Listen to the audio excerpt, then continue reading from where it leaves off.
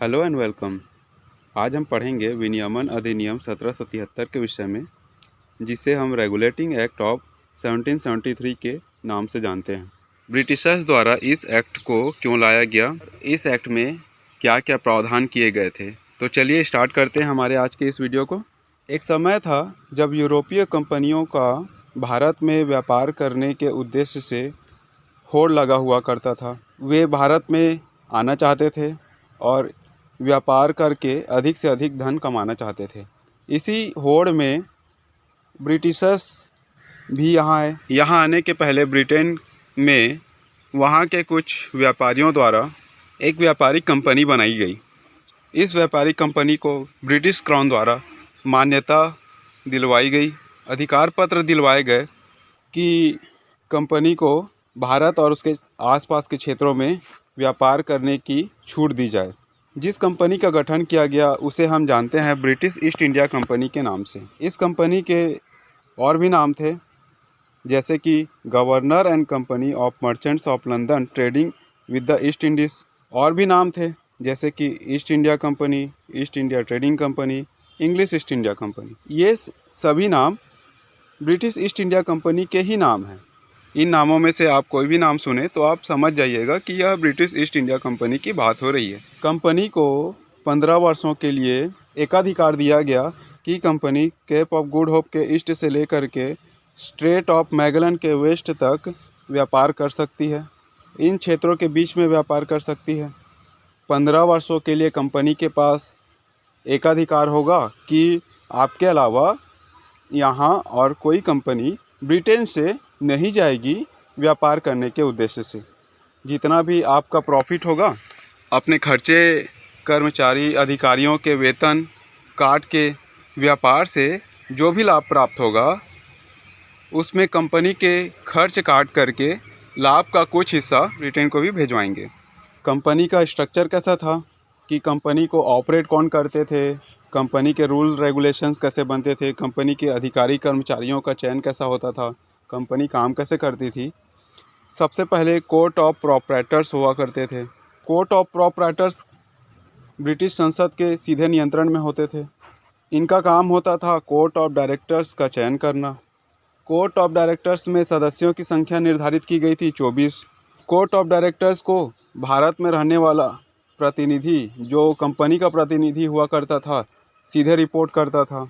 यूरोपीय यहाँ कैसे आए, कैसे व्यापार स्टार्ट करे, विस्तार पूर्वक हम जानेंगे इतिहास वाले हमारे वीडियो में।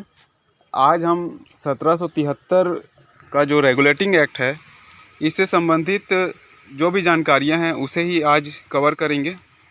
कंपनी का व्यापार जैसे जैसे आगे बढ़ा, इनके द्वारा व्यापारिक कोठियाँ स्थापित की गई, जिसे कंपनी की फैक्ट्री कहा जा सकता है। जिन क्षेत्रों में इनका व्यापार मजबूत होता गया, इन्होंने उसे ब्रिटिश प्रेसिडेंसीज कहना स्टार्ट किया। कंपनी जिन वस्तुओं का व्यापार करती थी उनमें से प्रमुख थे cotton, silk, saltpetre, Indigo, spices, T, opium. Tax यहाँ इसलिए लिखा हुआ है क्योंकि जैसे कंपनी की व्यापारिक शक्ति बढ़ी, व्यापारिक रूप से कंपनी मजबूत हुई, तो इन्होंने व्यापारिक गतिविधियों के साथ साथ राजनीतिक गतिविधियों में भी हिस्सा लेना स्टार्ट किया और उसके आधार पर इन्होंने कई जगहों से टैक्स की वसूली भी की। इनके लाभ का वह भी एक बहुत ही महत्वपूर्ण हिस्सा था। इन प्रमुख वस्तुओं को, जिनका नाम मैंने अभी लिया, भारत से और हमारे देश के आसपास के देशों से ये इन वस्तुओं का कलेक्शन करके ऐसे जगहों पर बेचते थे जहां इनकी अधिक डिमांड थी। प्रोडक्ट्स की क्वालिटी हमारे देशों में बहुत ही अच्छी थी। अच्छी प्रोडक्ट होने की वजह से डिमांड भी हाई थी, इसके दाम भी अधिक मिलते थे।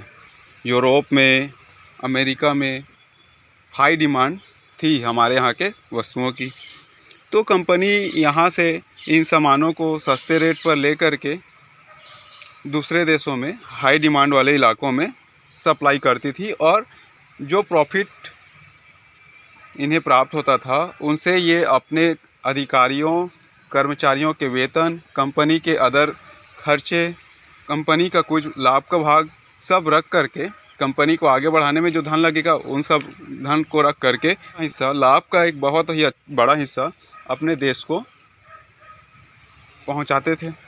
ऐसा पूरा सिस्टम चल रहा था इनका। जैसे जैसे कंपनी और ग्रो करी, इन्होंने अपने ऐसे स्थानों पर जहां इनका व्यापार बहुत ही मजबूत था, बंगाल, बॉम्बे और मद्रास जैसे जगहों में इन्होंने गवर्नर्स की नियुक्ति करी। गवर्नर्स मतलब उन जगहों के कंपनी के प्रतिनिधि, उन जगहों के लिए कंपनी की ओर से आधिकारिक प्रतिनिधि। जैसे कि गवर्नर ऑफ बंगाल, बंगाल में इन्होंने गवर्नर ऑफ बंगाल की नियुक्ति करी। बॉम्बे प्रेसिडेंसी में गवर्नर ऑफ बॉम्बे की नियुक्ति की गई। मद्रास प्रेसिडेंसी में गवर्नर ऑफ मद्रास की नियुक्ति की गई। गवर्नर सीधे रिपोर्ट करते थे कोर्ट ऑफ डायरेक्टर्स को। कंपनी को बहुत ही लाभ हो रहा था। कंपनी का फोकस व्यापार के साथ साथ पॉलिटिकल इश्यूज़ पर भी होने लगा।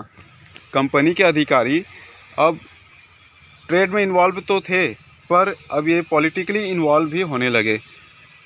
जैसे आसपास के राजनीतिक विषय थे, वहाँ के आसपास के राजाओं के राजनीतिक विषयों पर हस्तक्षेप करना या दूसरे यूरोपीय कंपनियों के साथ ट्रेड में प्रतिस्पर्धा, कहीं ना कहीं कंपनी के अधिकारी और कर्मचारी भ्रष्ट हो गए। एक समय के बाद इनका ध्यान कंपनी के लाभ से हट करके खुद के लाभ पर दिखने लगा। इन सब के कारण का जो ट्रेड स्टेटस था, जो कंपनी अधिक लाभ प्राप्त कर रही थी, अब वह कंपनी का लाभ प्रतिशत घटने लगा। कंपनी के अधिकारी ट्रेड से हट करके दूसरे विषयों पर इन्वॉल्व हो रहे थे। ट्रेडिंग एक्टिविटी कम होने लगी, जिसका सीधा नकारात्मक असर पड़ा, आर्थिक लाभ घटने लगा। इन सब के कारण कई गतिरोध भी उत्पन्न हुए। दूसरी कंपनियों से युद्ध या आसपास के राजाओं से युद्ध, गतिरोध, छोटे मोटे युद्ध, बड़े युद्ध इनमें होने लगे। बहुत खर्च हुआ। जो लाभ का हिस्सा था अब युद्ध में लगने लगा। इसमें महत्वपूर्ण युद्ध है battle of Plassey 1757, battle of Buxar 1764 के बाद dual form of administration start हो गया। डुअल फॉर्म ऑफ एडमिनिस्ट्रेशन को हम अलग वीडियो में क्लियर करेंगे। फिर हुआ एंग्लो मैसूर वार 1766 से लेकर के 1769 तक। इसमें भी कंपनी को बहुत ही आर्थिक नुकसान हुए। कंपनी के अधिकारी भ्रष्ट हो चुके थे, करप्ट हो चुके थे। कंपनी के प्रोडक्ट्स की डिमांड भी घटने लगी थी। ग्रोथ रेट में कमी आई। वस्तुओं की डिमांड घटने लगी, जिससे वस्तुएं गोदाम में पड़े पड़े ख़राब होने लगे। अमेरिका में तो टी की डिमांड काफ़ी हद तक घट चुकी थी। फिर आया समय 1769 का। यह समय था जब बंगाल में बारिश की कमी हुई, जिससे फसल उत्पादन कम हुआ, और फसल उत्पादन कम होने के वजह से लोगों में खाद्य पदार्थों की कमी हुई। इस अकाल का कंपनी के व्यापार पर प्रत्यक्ष असर हुआ। इन सभी घटनाओं से आर्थिक क्षति तो बहुत ही उठानी पड़ी। और एक समय ऐसा भी आया, 1772 का एक समय था जब ब्रिटिश कंपनी की आर्थिक स्थिति इतनी कमज़ोर हो गई कि उन्हें अपने देश से लोन की डिमांड करनी पड़ी। और लोन की डिमांड जब की गई तो ब्रिटिश संसद द्वारा, court of proprietors, court of directors द्वारा कंपनी के पैसे की डिमांड का कारण निकाला गया, ढूंढा गया। सब रीज़नों का एनालिसिस किया गया कि कंपनी, प्रॉफिट देने वाली कंपनी आज कैसे लोन की डिमांड कर रही है, आज कैसे इतनी कमज़ोर स्थिति में पहुंच गई। जो हमें प्रॉफिट दे रही थी, आज हमें ही उसे रिवाइव करने के लिए पैसे देने की पड़ रहे हैं। तब उन्होंने कमियों को दूर करने एक एक्ट पास किया, जिसे हम जानते हैं विनियमन अधिनियम 1773 के नाम से, रेगुलेटिंग एक्ट ऑफ 1773 के नाम से। उसी प्रकार के प्रावधान किए गए जिसके आधार पर कंपनी के अंदर होने वाली व्यापार के दृष्टिकोण से जो कमी हो रही है उसे दूर किया जाए। तो इसमें क्या क्या प्रावधान किए गए, चलिए देखते हैं। जो 3 गवर्नर हुआ करते थे, governor of Bengal, governor of Bombay और गवर्नर ऑफ मद्रास, इनमें से एक गवर्नर को, गवर्नर ऑफ बंगाल को गवर्नर जनरल बना दिया गया और इस गवर्नर जनरल को इसके कामों में हेल्प करने एक काउंसिल का गठन किया गया। इस काउंसिल में 4 सदस्य रखे गए। ये 4 सदस्य अब वोटिंग के माध्यम से गवर्नर जनरल को उसके काम में हेल्प करते थे। इस काउंसिल का काम था वोटिंग के माध्यम से गवर्नर जनरल को किसी काम को कराने में हेल्प करना।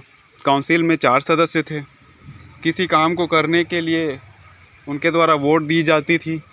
काउंसिल के 2 सदस्य एक पक्ष पर अपना वोट दिए और 2 सदस्य दूसरे पक्ष पर वोट दिए। वोट टाई हो गए। अब फाइनल वोट हुआ करता था गवर्नर जनरल का। वोट टाई हो जाने की स्थिति में गवर्नर जनरल का मत फाइनल होता था।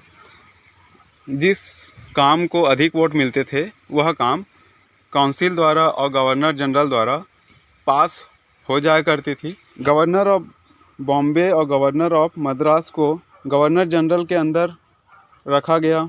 वे अपने कामों की रिपोर्टिंग गवर्नर जनरल के पास किया करते थे। इन दोनों गवर्नर्स को, governor of Bombay, governor of Madras को भी हेल्प करने एक एक काउंसिल की गठन की गई। इनके काउंसिल में भी 4-4 सदस्य निर्धारित किए गए। यहाँ भी वोटिंग के माध्यम से कामों का निर्धारण किया जाता था। डुअल फॉर्म ऑफ एडमिनिस्ट्रेशन को समाप्त कर दिया गया। कंपनी के अधिकारियों की प्राइवेट ट्रेड पूर्ण रूप से प्रतिबंधित कर दी गई। उन्हें अपने खुद के प्रॉफिट के लिए किसी भी प्रकार के प्राइवेट ट्रेड में इन्वॉल्व नहीं होना था। वे पूर्ण रूप से जवाबदार होंगे कंपनी के प्रति। और साथ ही साथ 1774 में फोर्ट विलियम कॉम्प्लेक्स में बंगाल में सुप्रीम कोर्ट की नींव रखी गई। यहाँ सुप्रीम कोर्ट बनाया गया। यह कोर्ट था ब्रिटिशर्स के लिए, कंपनी के अधिकारियों के लिए। इस कोर्ट में ब्रिटिश नागरिकों से संबंधित गतिरोधों का निपटारा किया जाता था। तो यह था रेगुलेटिंग एक्ट ऑफ 1773। इस एक्ट के ड्रॉबैक्स हम जानेंगे नेक्स्ट वीडियो में। आज के वीडियो में बस इतना ही। इस टॉपिक से रिलेटेड आपको किसी भी प्रकार की डाउट हो तो आप हमें कमेंट कर सकते हैं। So please like, comment, subscribe, press the bell icon and share this video with your friends. Take care.